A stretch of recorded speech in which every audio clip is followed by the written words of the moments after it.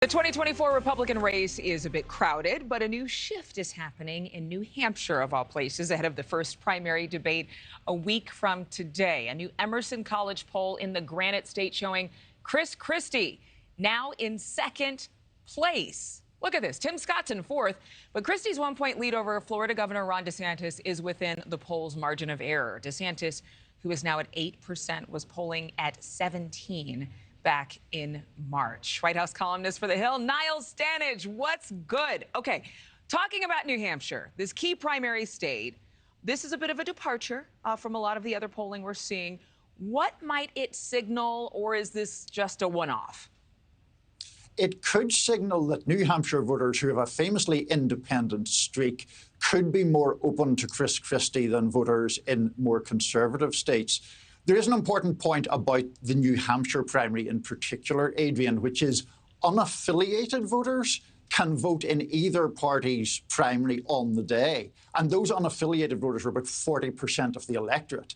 That can buoy up people like Christie, who perhaps have more of a centre ground or even an appeal to Democrats, more so than closed primaries in traditional conservative states. Christie has not been shy about his tactic to be a wrecking ball, calling out his former friend, the President Trump. What does this suggest?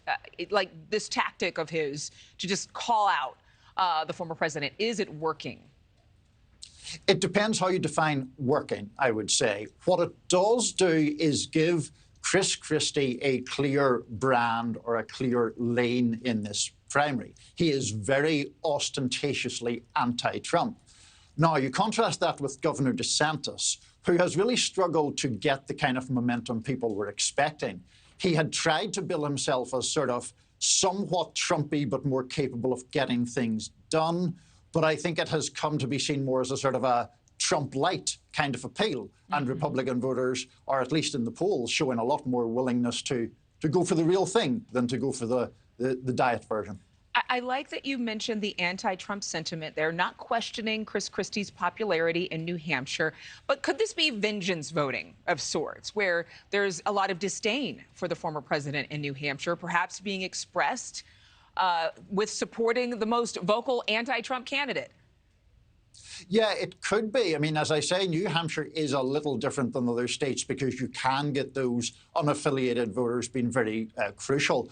New Hampshire also is very proud of a kind of mavericky reputation that its voters have. There have been lots of times when people went into the New Hampshire primary expecting to win easily, and New Hampshire voters said, I don't know about that, and delivered a very unexpected result. Hillary Clinton on the Democratic side famously beat Barack Obama back in 2008 when no one expected that to happen. The late John McCain was very strong in New Hampshire. So there is that independent strand in that primary, and it could have the kind of manifestation that you're talking about, for sure. And we see that former President Trump is still the leader by far, 40 points up in New Hampshire, as he is in every state right now.